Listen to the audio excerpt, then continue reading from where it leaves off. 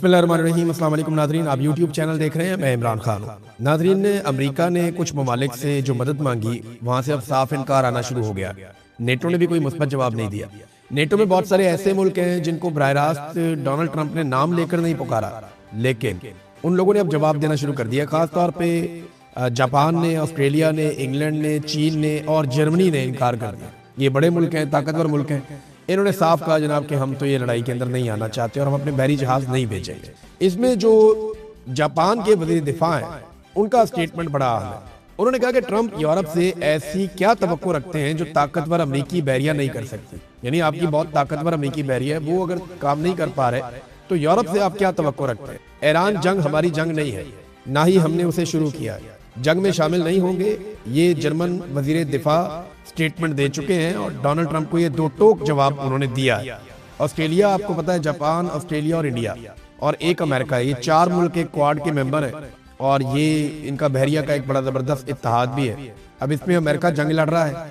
भारत ने अपने oil tanker निकलवा लिए हैं सौदेबाजी करके ईरान के साथ, जबकि जापान ने इनकार कर दिया, ऑस्ट्रेलिया ने भी इनकार कर दिया। ये इस लड़ाई का हिस्सा नहीं बन रहे। ज्यादातर मुल्क खामोश है, लेकिन जो मुल्क भी बोलता है, इंग्लैंड ने कहा कि वो इस लड़ाई का हिस्सा नहीं बनना चाहता। बरतानवी वज़ीर आज़म ने कहा कि ये मुश्किल सूरत हाल है और ये लड़ाई के जरिए से हल नहीं होगी, इसको बातचीत भी करनी पड़ेगी। और उन्होंने ये भी कहा कि तेल की कीमतों पर असरअंदाज हो रहा है मामला, महंगाई बढ़ेगी और इस सूरत हाल को हल होना चाहिए। लेकिन ये जंग आसान नहीं है, लड़ाई आसान नहीं है। फिर उन्होंने ये कहा वो इस लड़ाई का हिस्सा नहीं बनना चाहते। देखिए, बहुत सारे ममालिक का ना अमेरिका के ऊपर एतबार आहिस्ता आहिस्ता खत्म होता जा रहा है। डोनाल्ड ट्रंप एक आलमी किस्म की तन्हाई का शिकार हो रहे हैं जो उनकी सियासी शख्सियत को और उनके किरदार को डैमेज कर रहा है। अमेरिका में उन्हें बहुत बुरी तरह डैमेज हो रहा है। यानी अमेरिकन हमेशा से ये सोचते हैं कि वो दुनिया को लीड कर रहे हैं। जो भी अमेरिकन प्रेसिडेंट कहता है दुनिया पीछे चलना शुरू हो जाती है। लेकिन बड़े लंबे अरसे के बाद, बल्कि तारीख में हम पहली मरतबा देख रहे हैं हालिया तारीख में, कि एक अमेरिकी सदर है वो एक फैसला करता है, पूरी दुनिया पीछे से निकल जाती है। तो अमेरिका के अंदर भी इस बात को बहुत मायूसी से देखा जा रहा है कि डोनाल्ड ट्रंप की शख्सियत की वजह से या उनके कारनामों की वजह से आज दुनिया अमेरिका के पीछे खड़ी नहीं हो रही। और ये बात अमेरिकन बहुत माइंड करेंगे। डोनाल्ड ट्रंप पॉलिटिकली बहुत बुरी तरह अमेरिका में डैमेज हुए हैं। अब इसमें पाकिस्तान और भारत जैसे ममालिक वो खामोशी से ईरान के साथ बातचीत करके अपने तेल के टैंकर निकलवा रहे हैं। अभी एक पाकिस्तानी टैंकर निकला तेल का, ये तफसीलात मैं आपके सामने रख देता हूँ। ये ब्लूमबर्ग की एक ताज़ा रिपोर्ट है और उसमें यह बताया गया कि खाम तेल से लदा हुआ एक ऑयल टैंकर आबनाए हुर्मुज़ को क्रॉस करके पाकिस्तान की तरफ रवाना हो गया। ब्लूमबर्ग ने आज पीर वाले दिन ये रिपोर्ट दी है और उसमें उन्होंने ये कहा कि जहाज़ों की नकलो हरकत को, उसका डाटा जो है उसको नोट किया जा रहा है और पाकिस्तान नेशनल शिपिंग कॉरपोरेशन के जेरे कंट्रोल एक ऑयल टैंकर जिसको कराची जाना है, ये एतवार के रोज खतरात से भरपूर इलाकों का सफर करते हुए आबनाए हुर्मुज़ को अबूर कर गया। और ये अब जनाब पाकिस्तान के परचम बरदार ये टैंकर जो है ये अब पाकिस्तान की हदूद के अंदर दाखिल हो जाएगा और ये पाकिस्तान को तेल मिल गया। यानी आप अंदाजा करें कि पाकिस्तान ने भी ईरान से बात करके अपना तेल मंगवा लिया, भारत ने भी ये कर लिया, बांग्लादेश ने भी ये कर लिया, वियतनाम ने तो इमदाद भिजवा दी ईरान को, उनका तेल भी चला जाएगा। तो ईरान कई ममालिक को तेल के टैंकर ले जाने दे रहा है, लेकिन अमेरिका की मर्जी से नहीं, अपनी मर्जी से। चाइना का तेल लगातार गुजर रहा है आबनाए हुर्मुज़ पे से। अब कई यूरोपीय ममालिक भी ईरान के साथ राब्ते कर रहे हैं और वो उनसे कह रहे हैं कि चलें ऑयल आने दें, कंटेनर आने दें, तजारत करने दें। तो ईरान अपनी शराइत के ऊपर ये रास्ते खोल रहा है। यानी आज आबनाए हुर्मुज़ को खुलवाने के लिए दुनिया डोनाल्ड ट्रंप के बेहतरीन हथियारों की तरफ नहीं देख रही, दुनिया डोनाल्ड ट्रंप या अमेरिका की तरफ नहीं देख रही कि आबनाए हुर्मुज़ को खोला जाए, बल्कि दुनिया ईरान के साथ बातचीत कर रही है। ये बहुत बड़ी तब्दीली है। अब ट्रंप की हालत ऐसी है कि उनके बारे में आर्टिफिशियल इंटेलिजेंस वीडियोस बनाई जा रही है, अमेरिका के अंदर मजाक उड़ रहा है, पूरी दुनिया में, यूरोप में सोशल मीडिया के ऊपर भरमार है ऐसी वीडियोस की जो आर्टिफिशियल इंटेलिजेंस के जरिए बनाई गई है। एक वीडियो में देख रहा था, डोनाल्ड ट्रंप सड़क पे खड़ा है, हाथ में उसने बोर्ड पकड़ा हुआ है जिसमें लिखा हुआ हेल्प मी ओपन हुर्मुज़, साथ ईरान का झंडा भी बना हुआ कि मेरी मदद करो, मैंने आबनाए हुर्मुज़ खुलवानी है। और उस सड़क के ऊपर से मुख्तलिफ लीडर्स गाड़ियों में गुजर रहे हैं। पहले दिखाया जनाब फ्रांस और बरतानिया के लीडर गुजरे, उन्होंने घास ही नहीं डाली। फिर जनाब जापान और कोरिया के लीडर गुजरे, उन्होंने भी घास नहीं डाली।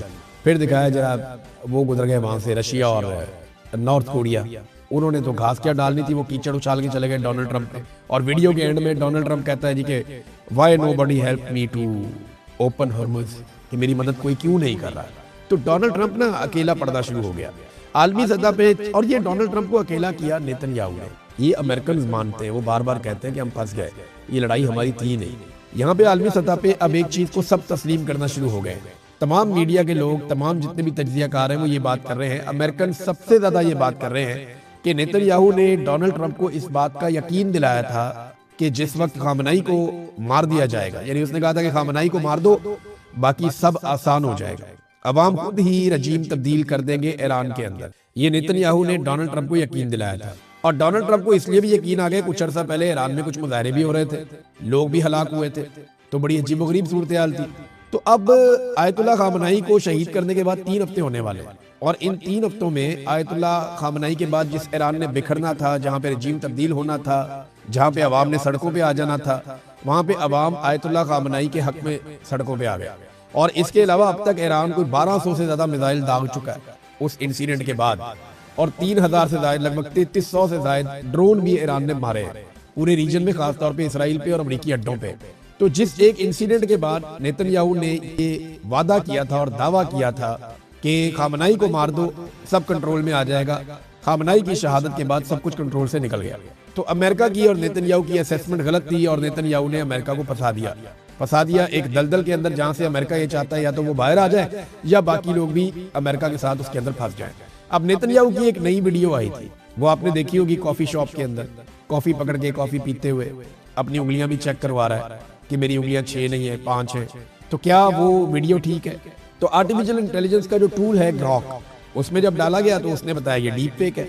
एनडीटीवी ने इसको रिपोर्ट किया है, और वो ये बताते हैं कि Israeli prime minister Netanyahu new video under scrutiny, यानी नई वीडियो जो है वो भी स्क्रूटनी में आ गई है, और ग्रॉक ने कहा कि ये डीप फेक है। बहुत सारे लोगों ने इस तरह की और बहुत सारी वीडियोस बनाई है। तो नेतन्याहू गया किधर? कुछ लोग ये दावा करते हैं कि वो यूरोप के एक मुल्क में छुपा हुआ है, और दावे में ये कहा जाता है कि शायद जर्मनी में कहीं छुपा हुआ है। कुछ लोग ये दावा करते हैं कि वो हवाई जहाज के अंदर ट्रेवल करता रहता है या अमेरिका चला गया, और कुछ सोर्सेज ये कहते हैं कि वो इसराइल के अंदर ही किसी बड़े खुफिया बंकर के अंदर मौजूद है। जबकि बाद लोगों का ये मानना है कि नेतन्याहू के घर के ऊपर जो अटैक हुआ था उसमें वो मारा गया, और कुछ इतलात ये कहती है कि वो शदीद जख्मी है, उसका इलाज चल रहा है। अब आप कुछ कह नहीं सकते कि बेंजामिन नेतन्याहू गया कहाँ पे, लेकिन जो वीडियोस उसकी मंजर-ए-आम पे आ रही हैं, उन वीडियोस पे ये इल्जाम लगाया जाता है कि ये तमाम वीडियोस आर्टिफिशियल इंटेलिजेंस की है, ये वीडियोस ठीक नहीं है। नादरीन, इमरान खान साहब का जो ट्विटर अकाउंट है उसके खिलाफ इस्लामाबाद हाई कोर्ट में केस चलाया जा रहा है। कोशिश ये की जा रही है कि किसी तरह भी करके इमरान खान साहब का जो एक्स अकाउंट है उसके ऊपर से कुछ मवाद हटाया जा सके। उनकी ट्वीट्स का हवाला दिया जाता है कि ये ठीक नहीं है, मुल्क के खिलाफ इनको हटाया जाए।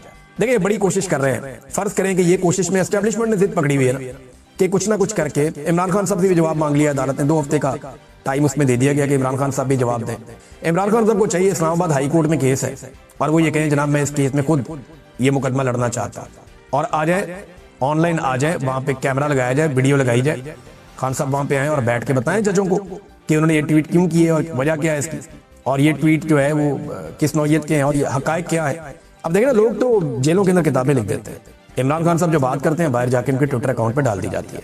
अब कोशिश की जा रही है, एस्टेब्लिशमेंट ने जिद पकड़ी हुई है कि ये एक्स अकाउंट से ये मवाद हटाया जाएगा। हार जीत का मसला बनाया हुआ है।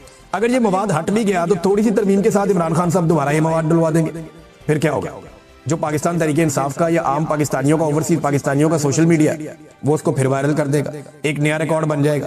तो मेरे ख्याल में जो एस्टेब्लिशमेंट है उसको होशमंदी से और अकलमंदी से काम लेना चाहिए, हर वक्त लड़ाई के मोड में नहीं रहना चाहिए। अब नाज़रीन, इमरान खान साहब ने एक बात तो साबित कर दी अपने कल वाले फैसले से कि जेल में बैठकर उसने कहा कि वजीर आला तब्दील तो फिर वजीर आला तब्दील। बाहर बैठे हुए लोग जितनी मर्जी छलांगे मारे, उछलते रहे, चिचलते रहे, गुस्से के अंदर रहे, बिलकते रहे, लेकिन कोई फर्क नहीं पड़ता। एक आदमी पाकिस्तान तहरीके इंसाफ में इमरान खान साहब के हुक्म के सामने खड़ा नहीं हुआ, सबकी जबानें बंद हो गई।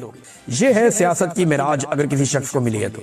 ये है उसकी सियासी ताकत जिसका अशरे अशीर भी कभी शरीफ खानदान या जरदारी खानदान को हासिल नहीं हुआ, और वो ऐसा कभी सोच भी नहीं सकते।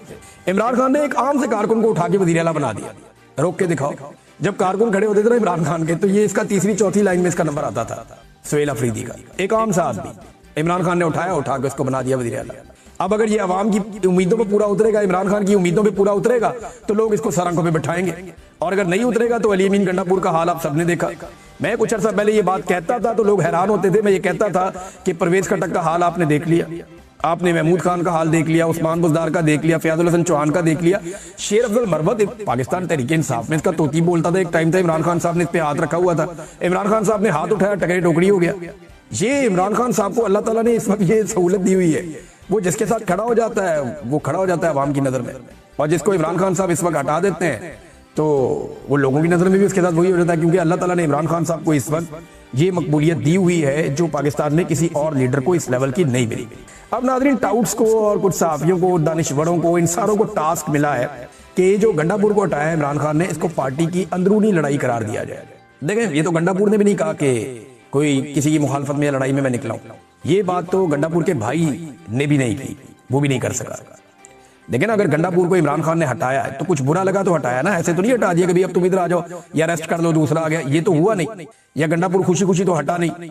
अब गंडापुर को इमरान खान ने हटाया, इसका मतलब ये है कि इमरान खान ने उसमें कमी ढूंढी कि यार ये बंदा ठीक नहीं है, ये काम ठीक नहीं कर रहा है, इसको हटाओ दूसरा लेके आते हैं। तो इमरान खान साहब को प्रॉब्लम तो थी ना गंडापुर से, कोई एक बंदा भी नहीं बोल सका।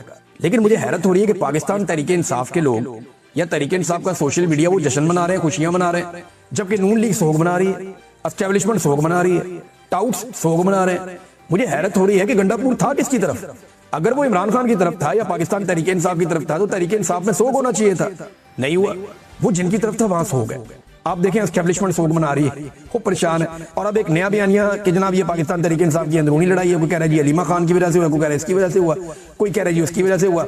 बल्कि यहाँ कुछ सहाफी कह रहे हैं कि सारी बड़ी खबरें अलीमा खान के जरिए बाहर क्यों आती है, सारे अहम पैगामात अलीमा खान के जरिए बाहर क्यों आते हैं, और सारे सख्त बयानात अलीमा खान के जरिए बाहर क्यों आते हैं, आसिम मुनीर का नाम अलीमा खान के जरिए बाहर क्यों आता है। अब ये बड़े बड़े सहाफी ये बात करें, मैंने ये बात मालिक साहब को भी करते हुए सुनी, तो सादा सा जवाब है, एक आम बच्चे को भी समझ आता है कि भाई किसी और की मुलाकात ही नहीं होती। बड़े लंबे अरसे से इमरान खान साहब की मुलाकातें ही बंद की हुई थी। ट्रायल के दौरान फैमिली को मिलने का मौका मिलता था, खबर बाहर आ जाती थी। खैबर पख्तूनख्वा के चीफ मिनिस्टर सोहेल अफरीदी उन्होंने वापस कर दी, और साथ ही उन्होंने ऐलान किया कि जुमे को वो 4 सद्दा में जा रहे हैं, हफ्ते को खैबर एजेंसी में जा रहे हैं कन्वेंशन करने के लिए, और एतवार को करक में जा रहे हैं कन्वेंशन करने के लिए, और जरगा का अलग से ऐलान किया हुआ है सोहेल अफरीदी ने। तो ये बड़ी एक्टिविटीज हैं जो होने जा रही हैं खैबर पख्तूनख्वा में। अब ये कोई इतनी एस्टेब्लिशमेंट को पसंद नहीं आएंगी, और उनके ऊपर सोहेल अफरीदी पे एक प्रोपेगेंडा ये किया जा रहा है कि वो कोई लॉ एंड ऑर्डर की मीटिंग थी जिसमें उसने शमूलियत नहीं की तो उसने बड़ा जुल्म किया। तो सोहेल अफरीदी ने बताया कि जनाब ये लॉ एंड ऑर्डर की नहीं थी मीटिंग, बल्कि ये जो मीटिंग थी ये 2 चीजों पे थी, वो दोनों चीजें उन्होंने बताई। एक तो मीटिंग जो थी वो फूड सिक्योरिटी पे थी, और दूसरा अफगान मुहाजिरीन पे थी। इसमें लॉ एंड ऑर्डर का मसला नहीं था। और वैसे भी जुनैद अकबर ने कहा कि जी आप जितनी मर्जी मरतबा बुलाएं, हम नहीं जाएंगे जब तक कि इमरान खान की मुलाकात सोहेल अफरीदी से नहीं करवाई जाएगी। बल्कि उन्होंने ये भी बताया जुनैद अकबर ने कि इमरान खान को जब ये बताया गया कि अली अमीन गंडापुर के मुताबिक कोई 22 बंदे ऐसे हैं जो एस्टेब्लिशमेंट को एफिडेविट दे चुके हैं बयान हल्फी कि जनाब जब आप कहेंगे जहां कहेंगे हम वोट डाल देंगे, तो ये जो 22 बंदे हैं ये हमारे हाथ से निकल जाएंगे। इन्हीं 22 बंदों का दबाव डाल के अली अमीन गंडापुर ने सेनेट के इलेक्शन में अरकान को कहा था कि जी इसको नहीं ले सकते, हमारे 22 बंदे बिके हुए, बिला मुकाबला करवा लो। मुकाबला हो गया तो बढ़ जाएंगे। तो इमरान खान साहब को जब ये बात बताई गई कि जनाब अगर वज़ीर आला चेंज किया तो ये 22 बंदे जो है एस्टेब्लिशमेंट ने कंट्रोल कर लिए तो फिर हमारी हुकूमत नहीं रहेगी। तो इमरान खान साहब का जवाब क्या था ये जरा सुन लें कि इमरान खान ने कहा कि मुझे कोई परवाह नहीं है, हुकूमत जाती है तो जाए, कम से कम इन 22 बंदों से हमारी जान छूट जाएगी, हुकूमत की खैर है। ये है जनाब इमरान खान। उसे जेल में बैठ के इस बात की फिक्र ही नहीं है कि हुकूमत जाती है तो जाए। वो कहता 22 बंदे अगर फ्रॉड करेंगे तो खुद ही भुगतेंगे। एक बंदा भी नहीं मुकरा, एक बंदा लकीर के उस तरफ नहीं गया। ये हालात है नादरीन खैबर पख्तूनख्वा में। एक और चीज नादरीन मैं आपके साथ शेयर करता हूँ। एक रोला डाला गया था कि सोहेल अफरीदी के पीछे कायदे आज़म मोहम्मद अली जिन्ना का फोटो नहीं है, और कायदे आज़म का फोटो क्यों हटाया इसका रोला डाला गया था। लेकिन जिन लोगों ने ये शोर मचाया था ना, उन्होंने उस वक्त ये शोर नहीं मचाया जब अखबारात के अंदर फौजी अफसरान की तस्वीरें लग रही थी 14 अगस्त पे, सियासतदानों की लग रही थी, और कायदे आज़म जो बानी है पाकिस्तान है उनकी नहीं लग रही थी। किसी ने शोर नहीं मचाया। लेकिन सोहेल अफरीदी के पीछे लगी हुई थी, वो उस फ्रेम से बाहर चली गई तो बहुत रोला डाला गया। अब जनाब सोशल मीडिया ने रोजाना ही काम पकड़ लिया है। जरदारी अपने दफ्तर में बैठे, शहबाज शरीफ बैठे, मरियम, बिलावल, मुराद, कोई भी बैठे अपने अपने ऑफिस में, तो मुरादली शाह बैठे कोई भी, तो वो तस्वीर निकाल के लगा देते हैं जनाब इस तस्वीर में कहाँ है कायदे आज़म। कहीं पे भुट्टो की तस्वीर लगी होगी, कहीं नवाज शरीफ की तस्वीर लगी होगी, कहीं किसी और की लगी होगी, हर जगह से कायदे आज़म गायब है। लेकिन हराम है कि कोई बंदा आवाज उठाए इस पे। खास तौर पे मैं उन बंदों की बात कर रहा हूं जिन्होंने सोहेल अफरीदी के मामले पे आवाज उठाई थी। लेकिन आवाज उठानी है तो फिर आपको सबके खिलाफ